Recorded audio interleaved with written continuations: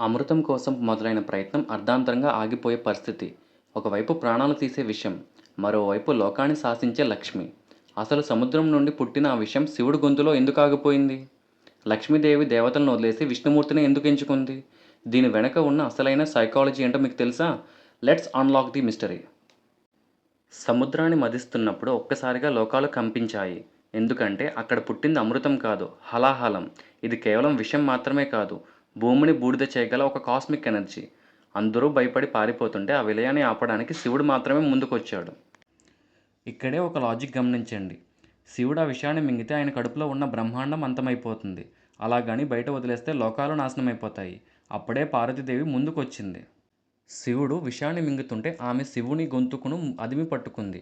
ఆ విషయం లోపలికి వెళ్ళలేదు, బయట పడలేదు. సరిగ్గా గొంతులోనే ఫ్రీజ్ అయిపోయింది. దీనివల్లే ఆయన నీలకంఠుడయ్యాడు. విషం తగ్గిన తర్వాత సముద్రం ప్రశాంతమైంది. ఆ నిశ్శబ్దాన్ని ఛేదిస్తూ అనంతమైన కాంతితో మహాలక్ష్మి ఉద్భవించింది. ఆమెను చూడగానే అందరూ మోహంలో పడిపోయారు. అసురులు ఆమెను దక్కించుకోవాలని చూశారు. దేవతలు ఆమె అనుగ్రహం కోరుకున్నారు. మరి లక్ష్మీదేవి ఎవరిని ఎంచుకుంది? ఇక్కడే అసలు లైఫ్ లెసన్ ఉంది. అక్కడ ఇంద్రుడు ఉన్నాడు, కానీ ఆయనకు అధికార గర్వం ఉంది. అసురులు ఉన్నారు, కానీ వారికి స్వార్థం ఉంది. కానీ విష్ణుమూర్తికి మాత్రం ఏ కోరిక లేకుండా లోక రక్షణలో నిమగ్నమై శాంతంగా ఉన్నాడు.